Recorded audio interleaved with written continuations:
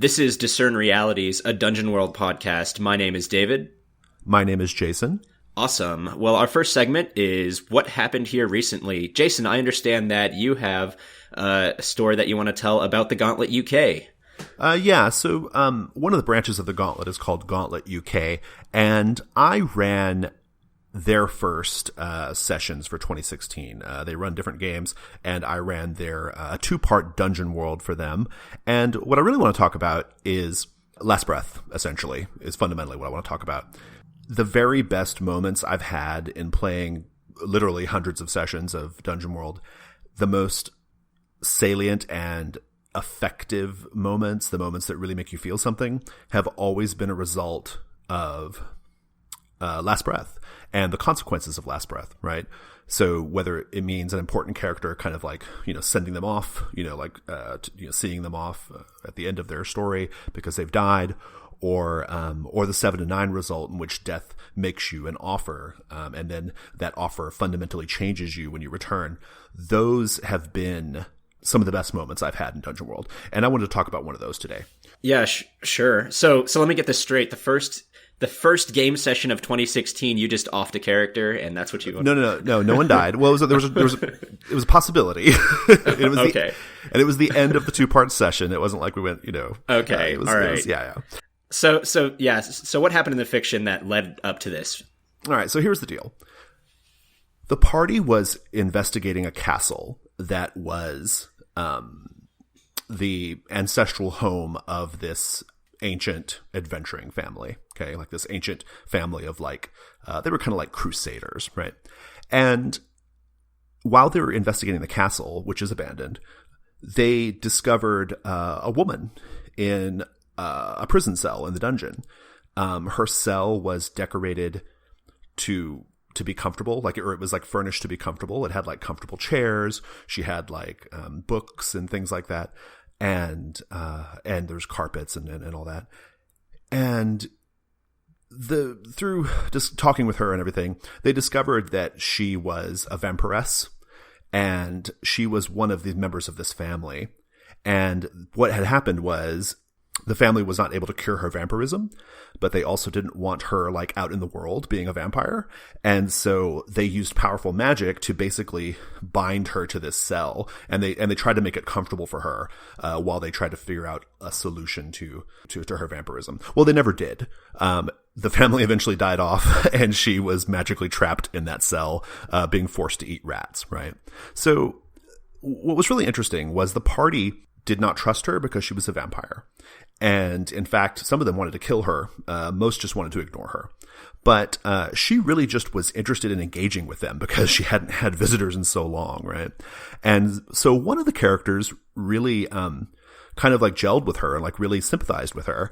And so he agreed to go into her cell and talk with her as a friend, and they kind of became friends. And he convinced the rest of the party that she could be of some help to them because she understood the castle better than they did, and that all happened. And there was a real nice little role play moment between me playing the character, this NPC, and the player playing his player. And it was just a nice little moment. They were really bonding, and their interactions were really interesting and fun. So they leave her be, and he promises to find some way to try to free her from her bondage. Right? They continue the adventure. Fast forwarding a little bit, during the adventure, he has to roll Last Breath. Okay, and he goes to Death's door, and Death makes him an offer. Death. His black gate looked kind of like Venice, gondolas on little waterways, and basically Death paddled up in a gondola and held out her hands. And so his choice, Death didn't like that this vampiress was cheating Death. And so in order for him to come back to the mortal coil, he had to agree to go kill the vampire, right? And it was, he thought long and hard about it, and he ultimately did decide to go ahead and take the offer. And so he took the Misericord from Death's hands, and his epilogue, this was at the end of the adventure, so his epilogue for the adventure was him returning to her cell alone, playing a game of chess with her, having some tea with her. And I think he even let her feed off him a little bit too. And they were just having like a nice little time. And then like at one point he stands up and walks behind her chair, while her guard is dropped, and he pierces the back of the chair and her, with the misericord. And she was destroyed. And it was just really, really touching and tragic. Like he also like kind of took her ashes and gave them a proper burial and that sort of thing. It was very touching. And to me, it was like, oh man, this is why Dungeon World is so special. This last breath move has led to this beautiful, beautiful piece of fiction. I really loved it. And I can't take credit for the 7-9 offer on the last breath. One of the other players recommended it, but I immediately grabbed it. I was like, oh, that's perfect. I love it. So yeah, man, that's good. Ugh, that's kind of messed up. Was it like, hey, this is I found a way out for you, and then he stabbed her? Was it like that kind of thing? He didn't say a thing. He basically just went back, and they had like a little tea date, essentially, in her cell, in her little home. And then when the moment was right, he destroyed her. And it was just so touching and so powerful. And it was a great way to cap off the session. It was so good. So, man. I'm not usually one to like feel sympathy for vampires, but that was that's pretty good. All right. Yeah. It's awesome. All right. Well, let's move on to the next segment. Our next segment is What Should I Be on the Lookout For? Today, we're going to be talking about Johnstone Metzger's monster manuals. I've been going through Wizard Spawn Insanities, and Jason, I think you've been going through Terrors of the Ancient World. Is that correct? Yeah, I have them both. He labels them kind of like very classic, like Dungeons and Dragons style. It's MM1 and MM2, right? Monster Manual 1 and Monster Manual 2. I have them both. I'm most familiar with Terrors of the Ancient World, though. Yeah. Okay, great. Well, you wanna start us off? Tell us a bit about that one, and then I'll go on to Wizard Spawn. My comments are kind of the same for both. The art is the reason for the season on this. I mean, it's just so stunningly beautiful. The art's by Nathan Jones, and he did the art on the other book as well, Wizard Spawn Insanities. But the art is great. The text is really, really I don't want to downplay the importance of the text. The text is quite good as well. The monsters are very original. I mean, they really truly are terrors of the ancient world. And there's about like a dozen or so. He gives them each like a nice like background story and like some easy mythology that you can kind of work into your game. So I quite love it. And then importantly, it's not just bestiary. It also has adventure hooks, right? So each monster comes with like an idea for an adventure. I think some of them even have grimportants, like fronts and everything. It's just a nice complete package, and the PDF I think is like $10 or something. So it's great. So in Wizard Spawn Insanities, I really love how it's really thematic about the whole book. It's got this series of wizards who are all dabbling in different things, and it's leading to their creation of these awful monsters, either because they're making them themselves or because they accidentally open a portal to another plane. And some of the monsters, quote unquote, are actually an entire adventure. Like they have an entire dungeon drawn out and mapped out, and things in each of the dungeons, and arcs and grimportants and the whole 9 yards. That's awesome. Yeah. Yeah. He does some of that with the other ones. It also has another wizard who is just kind of hanging out and making monsters. And so it has some lovely, lovely tables where you can just roll to randomly generate these freakish monsters. Oh, cool. Nice. Yeah. What's kind of the big overview of Terrors of the Ancient World? The idea, as I recall, thematically, the thing that connects all of them is that these are just simply monsters that, time has forgotten, right? Like they were a big deal back in their time, but like time has buried them. Like so they're completely, utterly forgotten. I don't remember there being any like mapped out dungeons in that one, but I could be wrong. I could totally be wrong. But the theme, it doesn't sound like, I don't think that one maybe has as much of like a through line between each monster.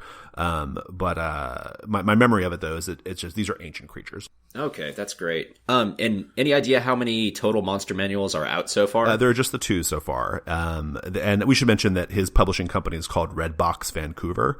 Redbox, so named because of Redbox D&D, right? I love all of Johnstone's products are really awesome in this way because he has such a good grasp on like old school play, and I personally think that's where Dungeon World excels, like when you're doing kind of more of an old school vibe. And so a lot of his stuff, I love it for that very reason. He does different adventures and things, but as far as the Monster Manual series goes, it's just these two. Yeah, well, they're great value, so definitely be on the lookout for those. All right, let's move on to the next segment. Our next segment is What Here Is Not What It Appears to Be. Player versus player conflicts. I think a lot of people avoid player versus player conflict in Dungeon World for probably one of two reasons. I think most people think, okay, this is a game about an adventuring party, and adventuring parties work together, and so it's geared toward working together, and so it doesn't make any sense to have characters facing off against each other for any reason, right? Right. So we've played in a number of sessions where, you know, there's bonds and there's all kinds of things that are supposed to be keeping the characters on the same side, so to speak. But we've had it come into play that we've been pointed at each other a number of times, either because someone is actually in control of one of the characters or because they disagree about something on a fundamental level, and it's not going to be able to be resolved just by them saying, oh, well, I guess I'm on board with that now. Yeah, absolutely. Like, a lot of people will avoid PvP because they feel like it's just not in the spirit of the game, but also because it's not even entirely clear how you're supposed to do PvP. In Dungeon World, it's not like really laid out super clearly in the text. But it does happen. Like you said, yeah, it totally happens. I mean, some of the bonds do kind of set the characters up to be somewhat antagonistic towards each other. And you can certainly write bonds that make you more antagonistic. But I think in general, the game like assumes that everyone is kind of swimming in the same stream, right? In the same direction. But you're right. It does come up. And so the question is, you know, how do we handle it, right? Like, should we shy away from PvP or not? I used to. Okay. I really used to, because I had a couple of really bad experiences with player versus player, when I first started running Dungeon World. And because I wasn't as familiar with the system with Dungeon World, or with, more broadly speaking, with Powered by the Apocalypse games, I just kind of shied away from it. And basically, you know, I think like the third or fourth time I had like a significant PvP situation, I kind of just like asked the players to like knock it off, right? Which is not like super honest, not necessarily the best thing to do in the fiction, right? But in fact, though, there is a way to handle it. Okay. This is not, it's not such an impossible puzzle. Other Powered by the Apocalypse games have tackled PvP in a pretty, or at least they've explained it in a very clear way. And I think you can take those lessons and kind of import them over to Dungeon World. And so I would suggest that listeners take a look at Urban Shadows, which is a World of Darkness style PBTA game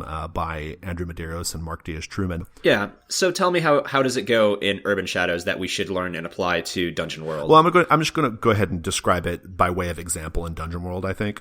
So the classic sort of PvP conflict is going to be a combat situation, right? For whatever reason, two player characters have decided to strike one another. Okay. Let's say the fighter attacks the thief. Okay. The important thing to remember is that the action of the fighter attacking the thief, because the fighter made the first move, their hack and slash roll kind of counts for the entire clash of swords between the fighter and the thief, right? Like, let's say they're evenly paired off and they're, you know, hack slash, clang, clang, clang, sword on sword. It's because the fighter made the first move, it's his hack and slash roll that we're concerned with, right? And the resolution of his hack and slash roll will determine like how that round of combat goes, right? So, that's step one. Keep that in mind. We're not trading hack and slashes here. It's not like, okay, I do hack and slash, now you do hack and slash. That's not how it goes. It's the fighter's hack and slash is what we're concerned with. Okay. What the thief does though is he interferes. So you have that interfere move, right? Let's read the interfere move. It says, when you help it's aid or interfere. So when you help or hinder, and we're concerned with hinder. When you hinder someone you have a bond with, roll plus bond. On a 10 plus, they take +1 or -2, your choice. Obviously they're going for the -2 because this is a hinder. On a 7 to 9, you also expose yourself to danger, retribution, or cost. So here's the important thing. Fighter does hack and slash. Okay. And I suggest before the fighter even rolls it, you have the thief do their interfere move. Okay. So the thief rolls interfere. Let's say they get a 10 plus.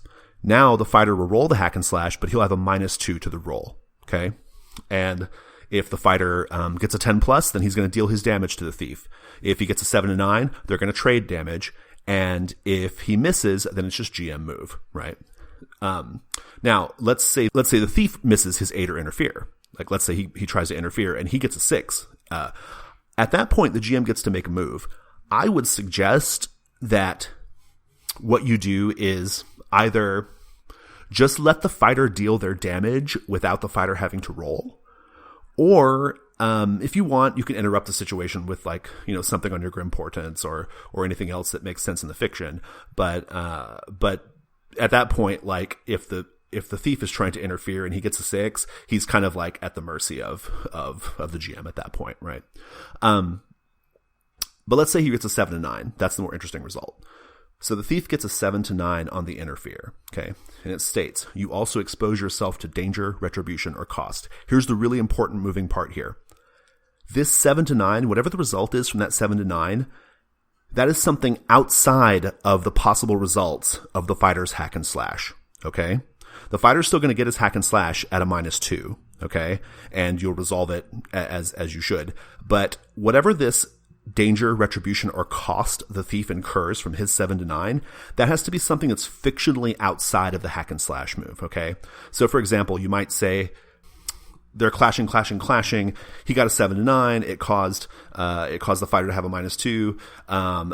Maybe the fighter rolls, 7 to 9, so they're going to trade damage. But the danger, retribution, or cost that the thief suffered is in the middle of all that, he gets his sword knocked out of his hand, right? Does that make sense? Yeah, okay, sure. Or maybe there's something else in the fiction that makes sense. Like, maybe they had like a prisoner and they were having an argument about what to do with the prisoner, and this fight broke out. You might say on the cost might be on the interfere 7 to 9. It might be that the prisoner gets away, right? Or the prisoner like loosens his bonds or something while these two are going at it. I don't know if does that make sense? All of that? Yeah. I think that's a really effective way of procedurally handling a PvP conflict. I think that it's very important to note that if your players are just like actually trying to kill each other, you probably need to do something a little different than letting them actually hack and slash. But if for a situation where there is, say, a prisoner that they're arguing over, should we kill him or should we release him, and it would fictionally be appropriate that it comes to blows, then let them do this and have that resolve just through this one hack and slash and one aid or interfere. Don't let it go all the way to one character killing the other character. Definitely try and avoid PvP conflict if you can, but don't be afraid of it, because sometimes it can lead to some really great stories, especially in PBTA games. Yeah, no, for sure. Well, and I think other PBTA games are better equipped, honestly, for PvP than Dungeon World is. But there is a way to do it in Dungeon World, and I hope that's what we've gotten across today. So. Yeah. Okay, great. Well, let's move on to the next segment.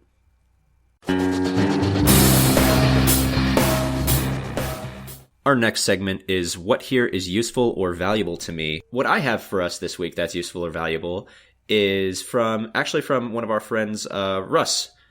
He has, and I'm really excited that I'm starting to get some community feedback with some people's magical items and magical kind of set pieces. So this one is more on the set piece side of things, and it is kind of a shrine to Osmun the Unsourceable. Osmun the Unsourceable. I remember this. Yeah. This sounds familiar.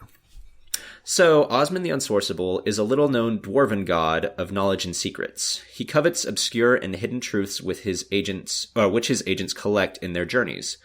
So, when you peer through the deceptively plain-looking spyglass of Osmun, roll plus intelligence. Oh, is this a magic item? Like a spyglass of Osmun the Unsourceable? Or yeah, so I'm picturing it either being like this is part of a shrine, but it's a very subtle kind of shrine where you might just think it's a spyglass, or it could be an item that you carry around that is a spyglass. So you can really play it either way. I like that, yeah. So when you peer through the spyglass, roll plus intelligence. On a hit, which is the 10 plus or the 7 to 9 result, you are shown a secret relevant to the quest of your choosing. So that's pretty valuable. On a 10 plus, the secret is helpful and or useful. So you choose. On a 7 to 9, it is mystifying and obscure. You take the debility confused. I would change it in this way. I would make it. I would go 10 plus. I would say on a hit you get a secret. Okay, like whether it's useful or not, you get a secret. On a 10 plus, the secret is definitely useful. Okay, and then on a 6 minus, I think you get the secret. I think you get the secret no matter what. But on a 6 minus, you also see something. The secret is like has some sort of like it's something troubling to the character, and so that causes the debility. Like they learn a secret, but it's also like a foreboding, troubling, confusing secret. So, so okay. I would have that be. I don't normally like a defined 6 minus, but I think in this case it's okay. So.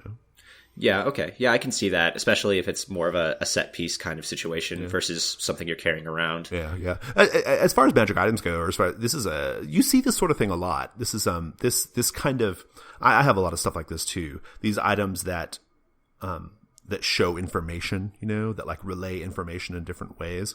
I have one called Nemrath's Almanac. It's not a magic item. It's more of a I guess it's a magic item, but it's not the sort of magic item you can carry around because it's like this big, huge, like stone table that's carved with thousands of like runes all over it. And whenever moonlight hits the runes, certain runes glow depending on what time of, or depending on what day of the year it is, right? And if you consult the runes, then you roll plus intelligence. And, or you ask a question, then you roll plus intelligence. And on a 10 plus, the question is answered. You get a precise answer. On a 7 to 9, the answer is like vague or abstract or whatever, right? And not as precise. But on a 12 plus, in addition to getting the 10 plus result, you also learn something about the ancient past, and the GM will ask you a question about the ancient past. And if you answer the question, like at the end of the session or whatever, then you get to mark an XP. Okay, yeah, that's pretty cool. Yeah, so I like these moves that like share or reveal information because what it does is, for one, it's kind of like a way that the GM can kind of like kind of mechanically feed you the important things you need to know, right? But also it helps. I talk about this a lot. It helps you flesh out that external fiction, like that fiction that's very external to the characters, like the fiction of the world, the lore, the history, that sort of thing. It can kind of help you flesh that stuff out too. So.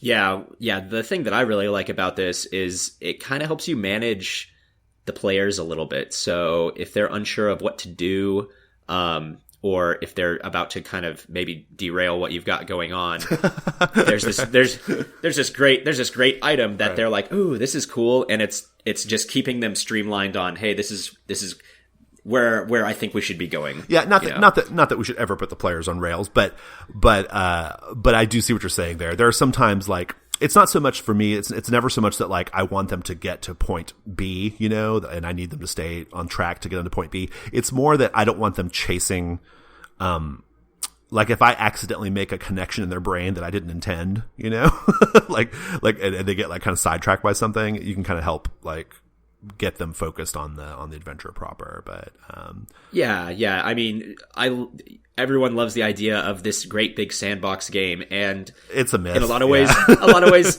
ways it's true, and a lot of ways it's not true. I think that's a great topic for another segment, or for another episode. Yeah. But all right, let's put a pin in that. Yeah, I definitely want to have a moment or a time when we should discuss that in depth. Yeah, absolutely. All right, well, let's move on to the next segment.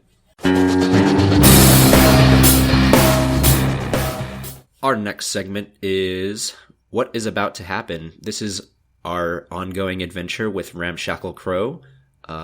Last we saw him, he had been pricked by a pin and slid onto the ground and was bid into a sleep by a mysterious and attractive, seemingly noble woman who's in rags. Yes, her name was Urbina Castafiel, from the famous Castafiel family, a family of adventurers, possibly crusaders, the Castafiels. So, let's pick up from there. So, do you have any questions or anything before we get going? So, something that I think is worth noting. I am a thief who has decided to. When I made my character, I decided that I was going to have my poison be the oil of Tagit, which is the sleeping poison, and that means that I have an immunity to it. Oh, okay. All right. So there's a couple of ways we could handle this. I think I think the cheesy thing would be for me to say, oh, well, it wasn't the oil of Tagit, it was something else, but that's bullshit. So I will say that, how about this?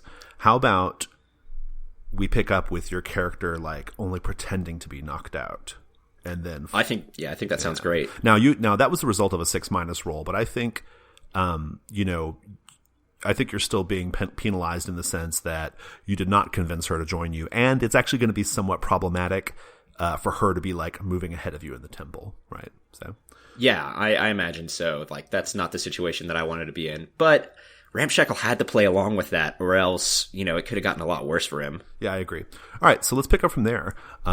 You open your eyes. How long do you wait? I wait till I hear her move down the hall, and then I crack one eye open, and I see that she's not around. And, I sigh to myself, that was a close one. I think I want to kind of rack my brain and try and find out more about this family. Oh, okay, that sounds good. See if I know anything about them. Yeah, of course. Go ahead and roll Spout Lore. Okay. And is this about crime? Because I get a +1 if it is. I'm going to say no. I don't want to explain why, but I'm going to say no. Sure. All right, so let me roll here. So I got a 9. A 9. So I have to tell you something interesting. Yes. The Castafiels are a wealthy family of adventurers. Okay, they normally they're rumored to be the sort of adventurers that travel to other planes of existence to fight demons. How do you know that? Yeah, so I'm laying on the ground and I'm racking my brain trying to think where I've heard that name before. And I think that I've actually, in some of my previous adventures, I've actually tried to steal from this cult that was a demon worshipping cult. And they were like, one time I was around the corner and I heard a couple of them discussing that cursed family and their slaying and attacking our brethren and gods in reference to the demons. Yeah, no, good. All right, awesome. All right, well, what do you do? Well, now that I know that she's part of a demon hunting family, I probably want to avoid her at all costs because that sounds really, really dangerous. I'm going to proceed with my original plan of trying to find that gemstone and make my way down to where I think that the vault is. So I'm gonna give you a carryover from your last Discern Realities, since you're looking for the vault. Okay. So for the +1, I'm doing another DR. Yeah, just describe like where are you looking or like where are you proceeding? Right. So she went down the hallway.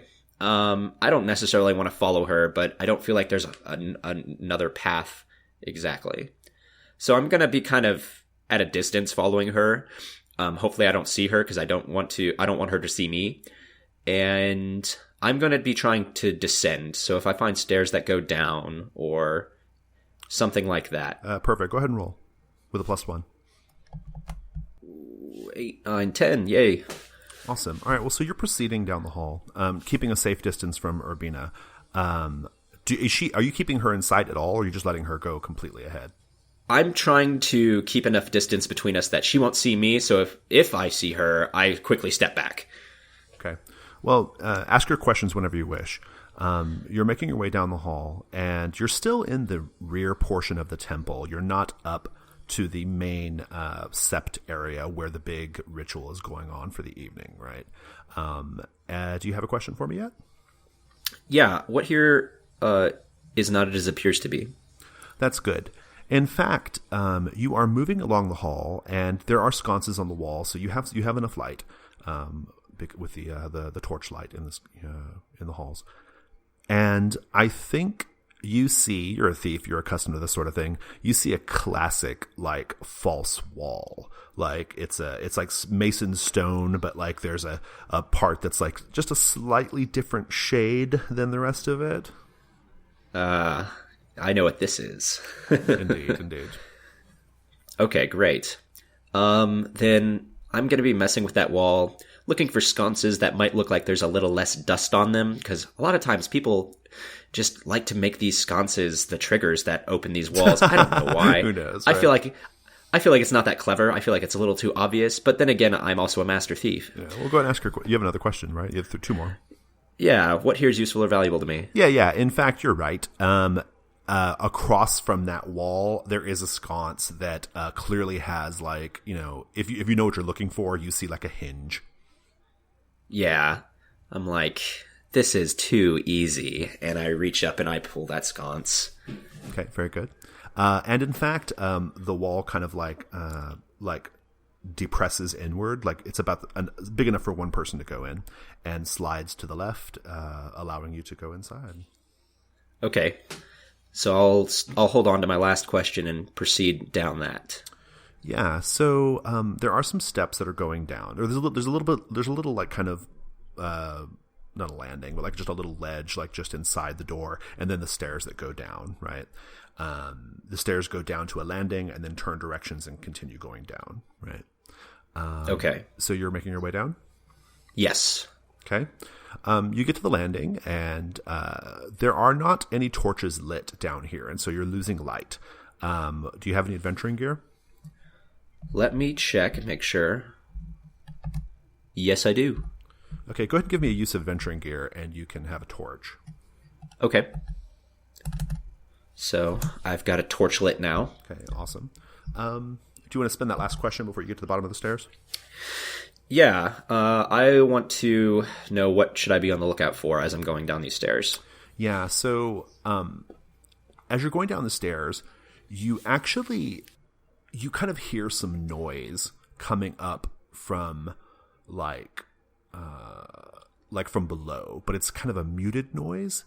It's kind of it's a noise of something like banging and clanging around. But it's kind of muted. But whatever it is, there's something down there, essentially, is what I'm getting at.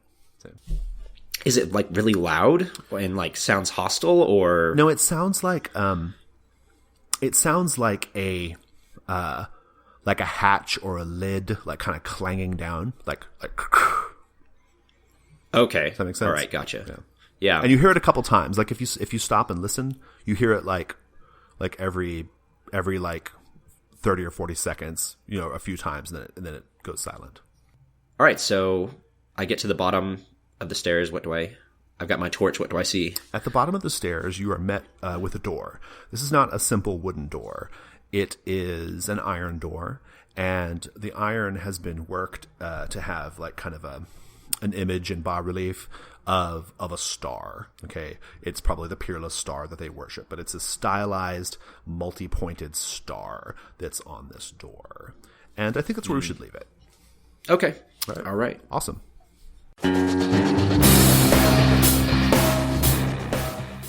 All right. So, Jason, who's really in control here? Yeah, so that would be the Gauntlet. As much as the Gauntlet could be in control of anything. That's our gaming community, the Gauntlet. We are located on Google+. If you go to the community section of Google+ and search for the Gauntlet, you will find us. We also run lots of games, not just Dungeon World, on Gauntlet Hangouts. That is now located on Meetup, but you can find the link to the Gauntlet Hangouts Meetup in our G+ community for the Gauntlet. We're also on Twitter at Gauntlet RPG. Okay, awesome. Well, thanks, Jason. Thank you. Thanks, listeners. That's our show.